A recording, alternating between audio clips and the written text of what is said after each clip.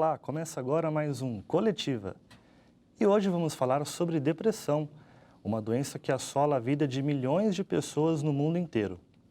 Segundo dados divulgados pela Organização Mundial da Saúde, 5% da população mundial sofrem com este problema todos os anos.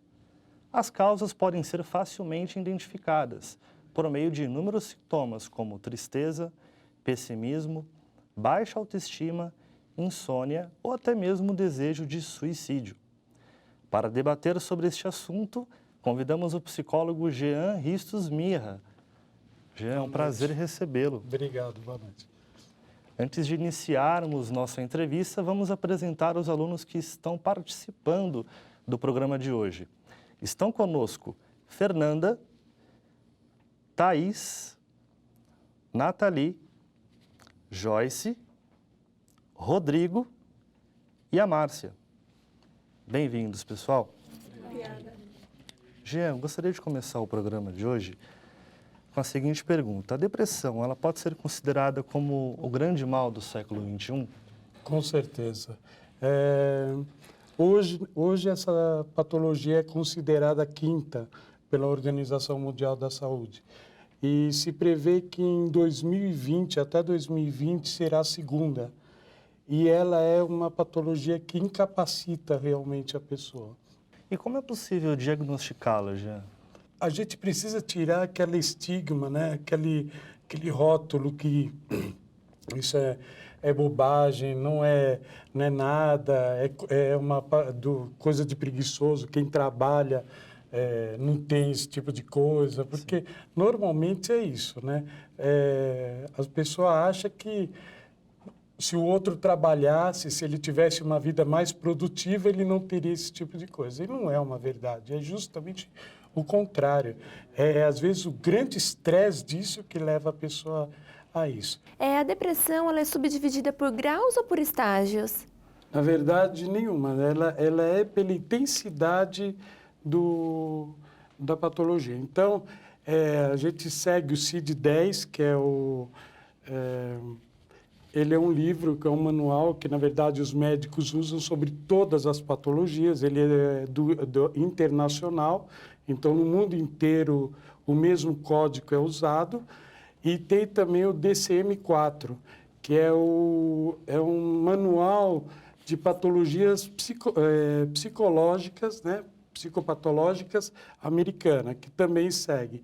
E o que se classifica? Então, seria leve, moderada e grave. E dentro delas existe o meio, subdivisão, né? E é isso. Não se pode argumentar que seria uma patologia que se classifica num determinado grau, porque depende muitas vezes da intensidade de uma classificação que está dentro. Então, quanto maior a classificação, mais ela vai para a gravidade. No caso de crianças e adolescentes, como os pais podem ajudar no tratamento?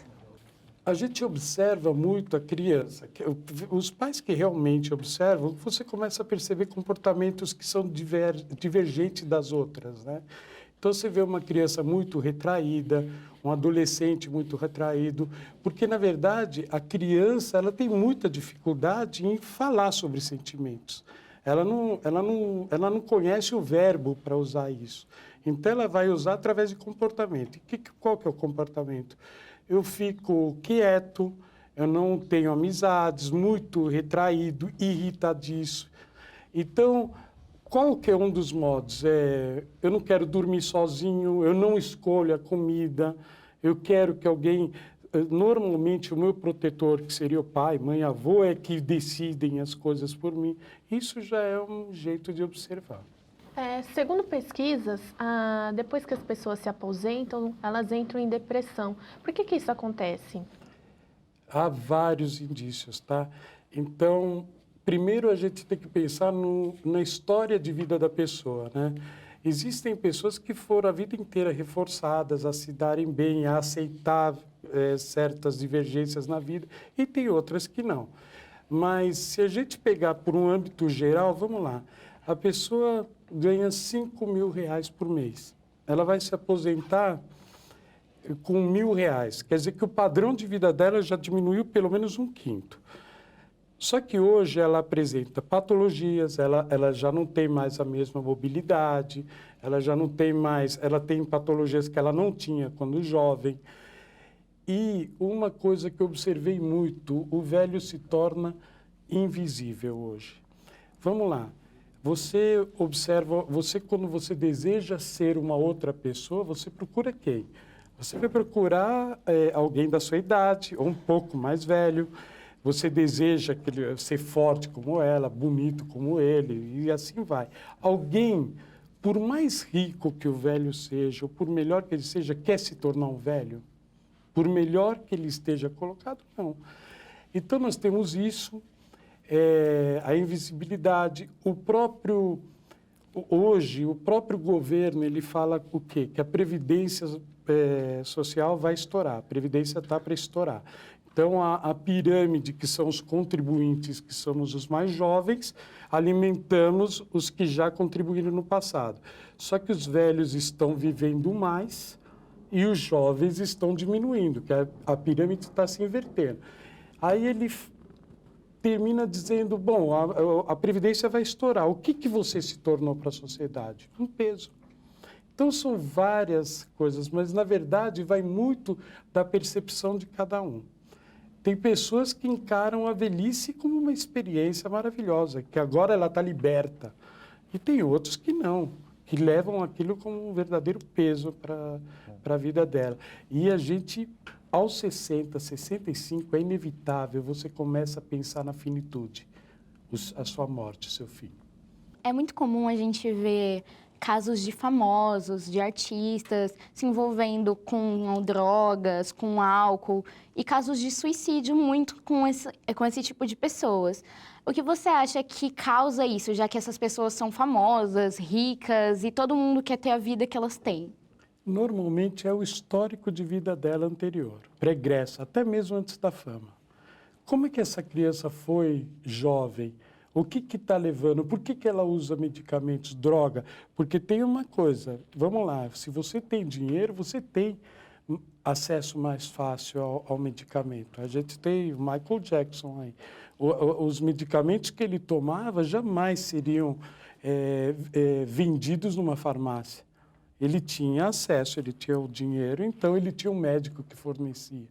Então, tem todas essas coisas, mas normalmente é história de vida. Porque a gente vê pessoas que teriam tudo para se matar e não se matam, encaram a vida, e tem outras que não.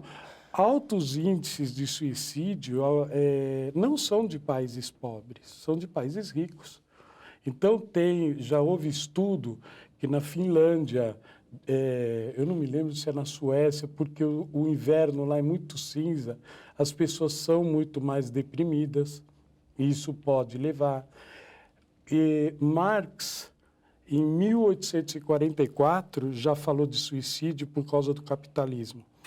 Então, ele falava, o que ele propunha, que é muito longo, mas o princípio da ideia é que a competição, e hoje, vamos lá, você tem um celular que daqui 1 ano e meio não vai funcionar. Os aplicativos não vão. Então, você já tem inveja do fulano que tem.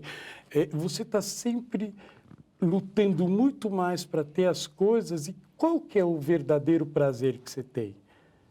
E aí é que começa, mas normalmente é pela história de vida da pessoa. Não dá porque ela tem dinheiro, porque ela tem poder, que ela vai se descabelar. Não. Às vezes, por muito menos, se faz muito mais. Então, não é que normalmente a gente observa porque são famosos. Mas quantas pessoas se matam todo dia? É o que eu acabei de falar, 850 mil pessoas no mundo vão morrer num ano com suicídio. Famosos. Robin Williams morreu. Não é só ele de famoso. Quantos famosos existem, né? Dados brasileiros mostram que o grau de suicídio aqui é muito alto. Por que isso ocorre? Qual é a explicação para isso? É aquilo que eu falei anteriormente, a grande competição. Então, vamos lá. A depressão, se a gente colocar no estado grave, ele incapacita a pessoa. Quando eu falo incapacita, a pessoa não, ela não deixa de ser um suicídio, morreu por falta de água. A pessoa fica num estado que não se mexe, ela tem sede, ela não consegue ir até a água beber, ela fica dormindo, não se cobre. Então, são várias formas, mas, na verdade, quanto mais a vida cobre, dependendo da história de vida, de como a pessoa vê essa vida, ela tem. E pode ser fisiológico, tá? Eu posso ter uma grande disfunção hormonal que me leva a pensamentos que a gente chama de ideação suicida. Eu tenho no meu consultório, já teve pacientes que eu percebi que ela quer morrer. Ela ainda não se deu conta da fala dela. Então, ela fala assim, bem grossamente, eu quero dormir e não acordar mais. Eu tenho vontade de dormir e não acordar mais. Ou tenho vontade de sumir. Sumir para onde? Não, só sumir. O que é só sumir? O que é dormir e não acordar mais? É morrer. Só que a pessoa ainda não se deu. Aí tem as fases graves, que é quando a pessoa começa realmente a planejar a morte. Um dado muito interessante sobre os suicidas, há um número discrepante de muito mais mulheres tentam o suicídio, mas muito mais homens realmente conseguem concretizar. Por quê? A mulher, quando ela tenta se matar, ela quer morrer que nem a Bela Adormecida, né? Ela toma as pílulas, ela quer deitar e ir embora, né? Sem dor. O homem não, ele já pega a arma, põe na cabeça. Qual é a probabilidade dele não conseguir? É quase zero. É raro um tiro na cabeça e alguém sobreviver. A mulher não. Normalmente, nesse meio tempo que ela toma, acaba por ir atrás. Desculpa. Perfeito, imagina. Vamos fazer uma pausa aqui no nosso bate-papo. O programa Coletiva volta já, depois do intervalo.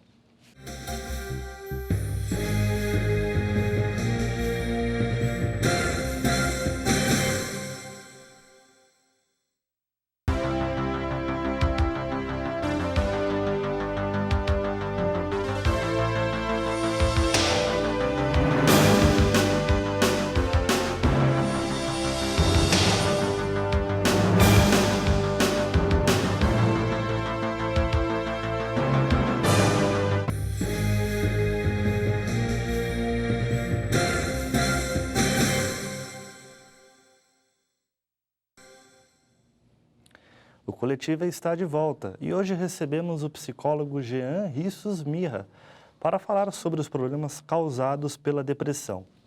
Jean, uma questão aqui que surgiu. Noticiar na mídia sobre suicídios aumenta a probabilidade de casos? Sim, aumenta.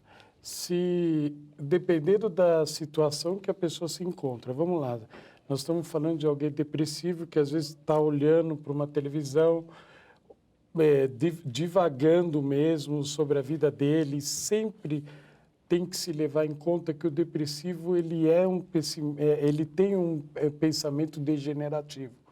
Tudo para ele é ruim, ele não serve para nada.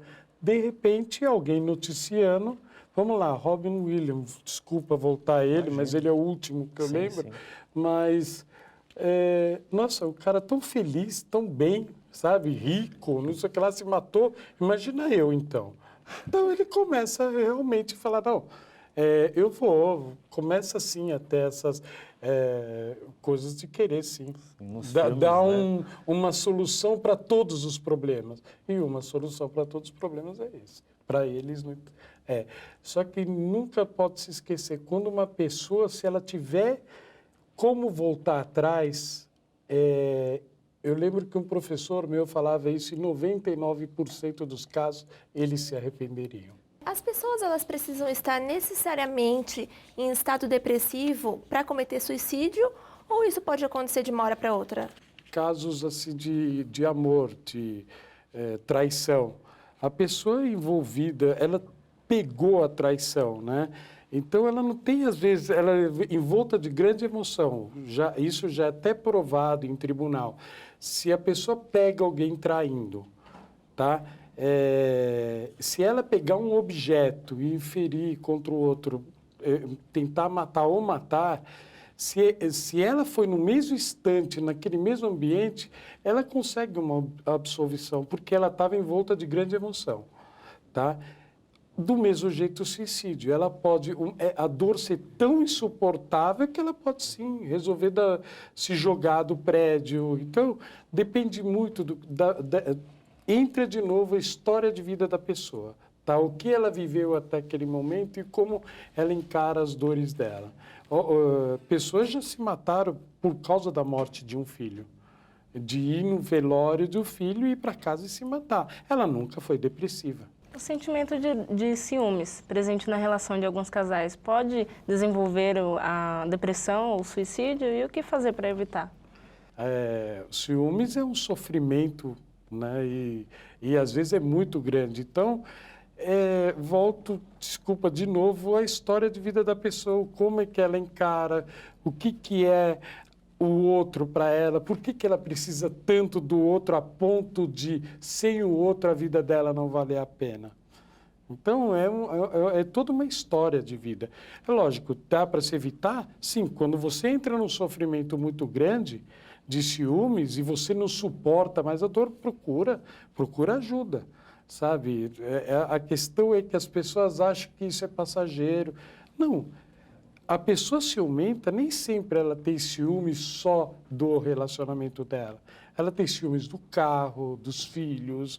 Então, se você for olhar no âmbito de uma coisa generalizada, ela sofre o dia inteiro. A pessoa que acompanhou alguém cometendo suicídio, ela precisa passar por um tratamento psicológico? Se sim, em que é baseado o tratamento?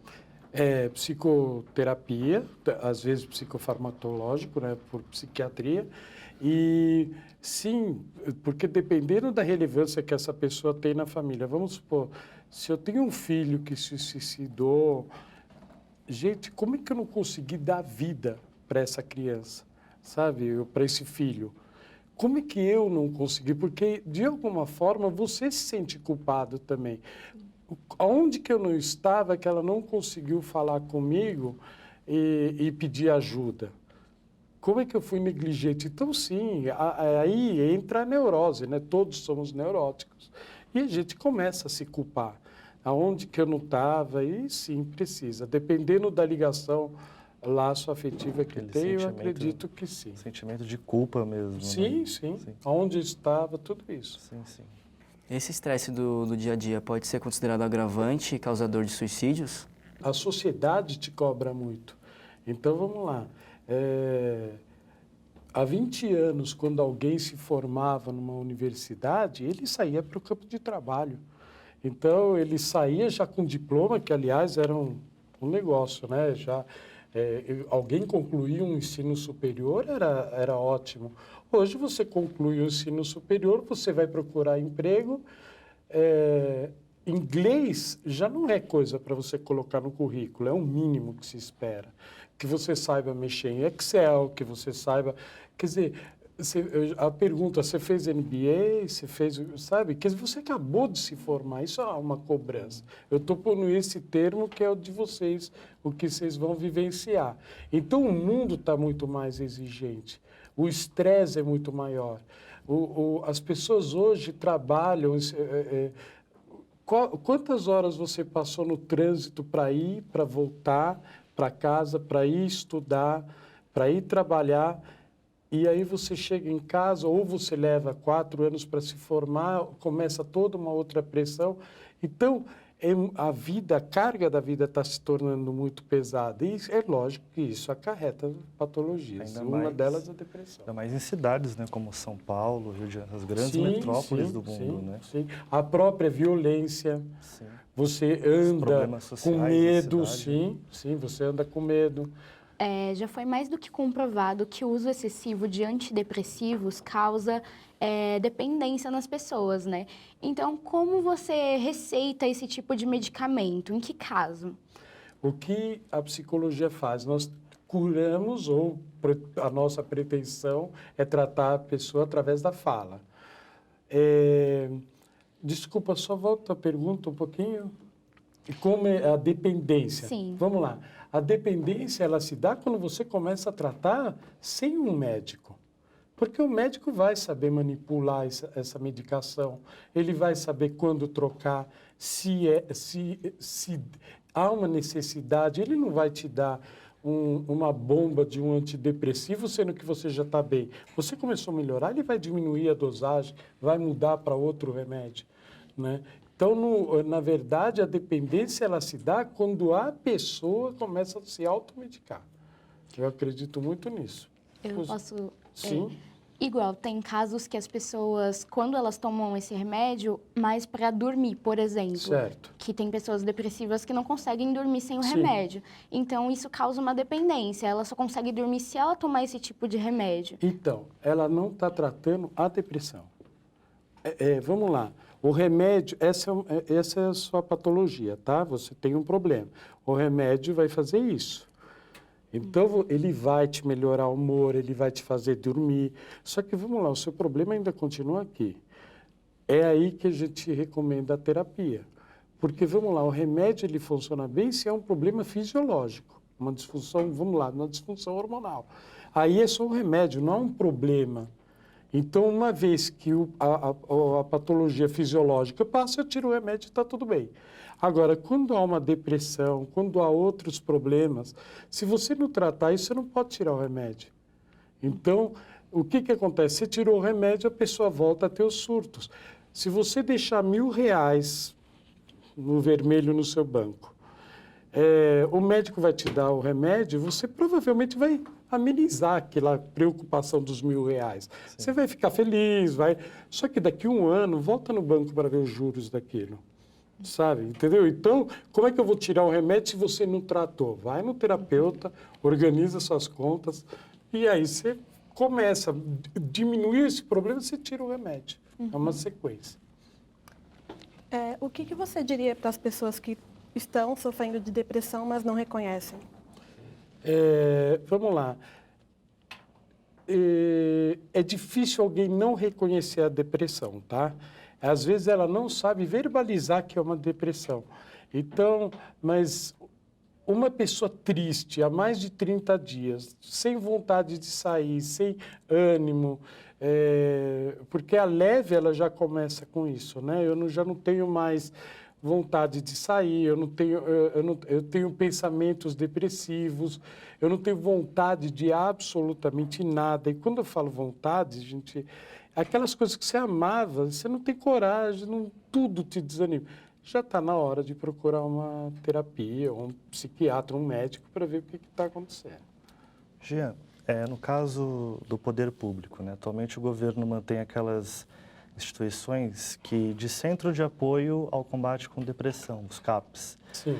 Você acha que o poder público tem feito a sua parte realmente para dar a devida seriedade, né, aos casos de depressão ou não? Você acha que ainda falta muito ainda da parte do governo? Muito do governo. Para cuidar dessas Sim, pessoas? Muito do governo, mas vamos lá, não vamos também pôr sempre a culpa toda no governo, porque não é só o CAPS que vai salvar. Na verdade, é toda uma sociedade.